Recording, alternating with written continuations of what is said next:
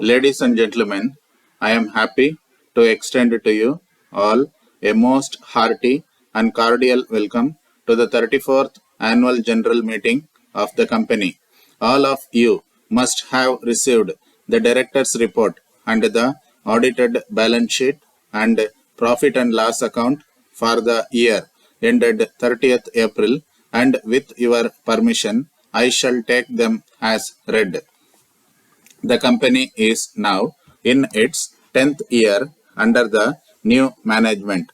During this period, we have steadily wiped out the liabilities of the past. Last year, for the first time after a break of 12 years, the company was in a position to pay dividend on equity, which was at 6%. This year, we shall be paying a dividend of 10% on equity.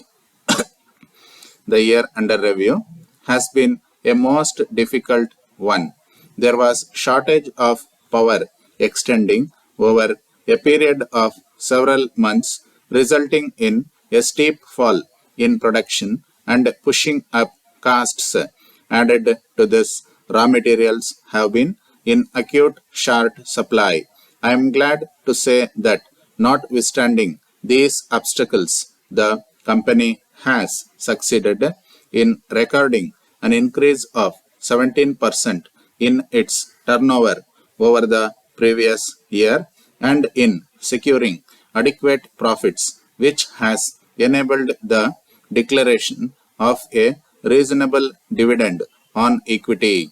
But for these major handicaps, the production would have been of a much higher order and the profitability also much better than what it has been. During the current year also, production has been increasing substantially, and further increase in output and higher profitability are considered distinct profitabilities at this stage. During the first 6 months of this financial year, the turnover has increased by 20% over the same period of last year. This trend is likely to endure. The increased output has been achieved essentially by the modernization program, which is being implemented in stages and which is expected to further improve production. The company has its order book full for quite some years to come. Active steps have been taken to steadily increase the output in the next few years, with prospects of much higher profitability, and I am sure the company will in the coming years be in a position to pay higher dividends and also create good reserves. The company, as you are aware, is largely depending upon indigenous technology. It has built up a competent development department. I am happy to state that all the indigenous machinery developed by this department have been well accepted in the market and are competing very favorably with machinery manufactured with foreign collaboration.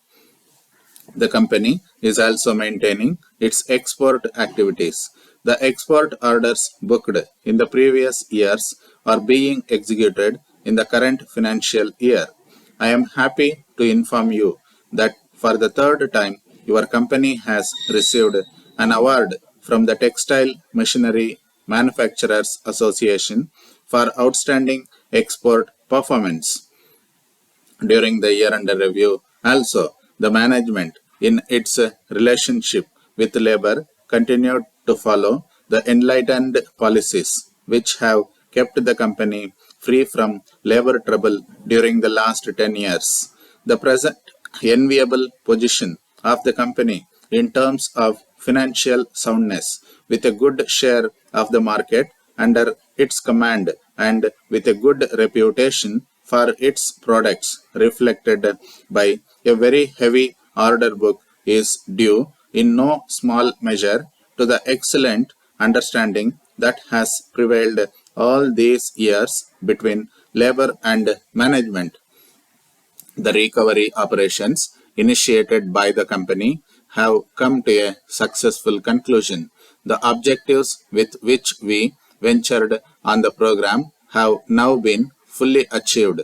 I have no hesitation in saying that the program has been a total success that has few parallels in the industrial history of the state. I am sure the shareholders will appreciate the efforts put in by one and all concerned to make this great achievement possible.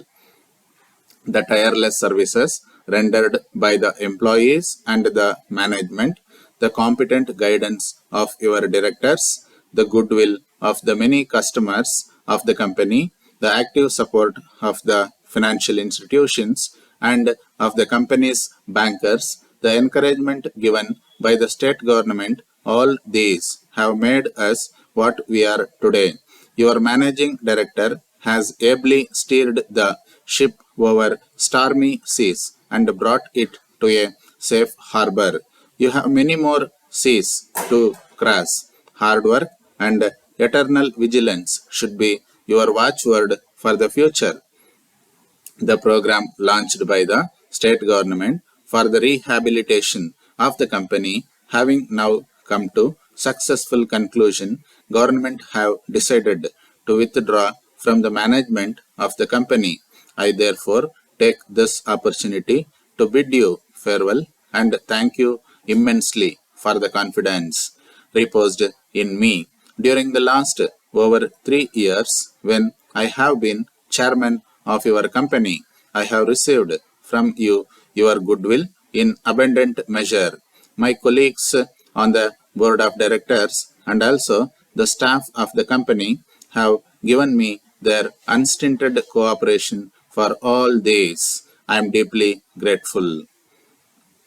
Dear sirs, we regret to note that you have not replied to our two letters sent during the last month calling your attention to an outstanding balance of rupees 3,000 on your account. You will perhaps agree that as this sum is long overdue, we are at least entitled to some expression of your intention in the matter. We would like to point out in this connection that we have already waited for too long for the settlement of this account. As we, on our part, make it a matter of principle to pay all our debts promptly, we have to insist on prompt payment by our customers in their turn.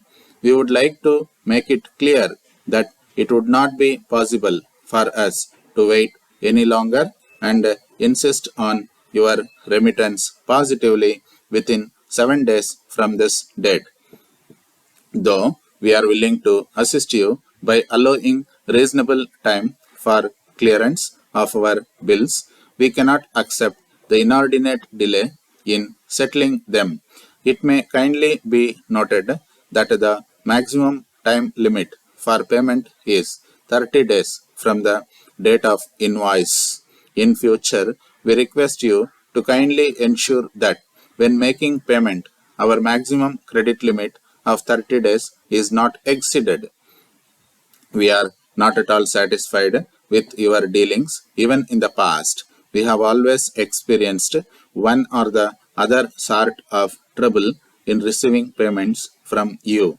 You never say anything about the quality of the goods supplied to you unless your account becomes overdue and we press you for immediate clearance of dues. Thereafter, you start complaining about the quality of the goods supplied.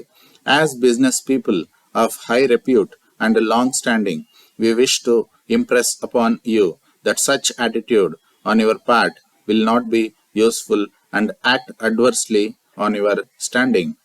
We expect you to send your reply and check within 7 days of receipt of this letter, failing which we shall be obliged to institute legal proceedings against you.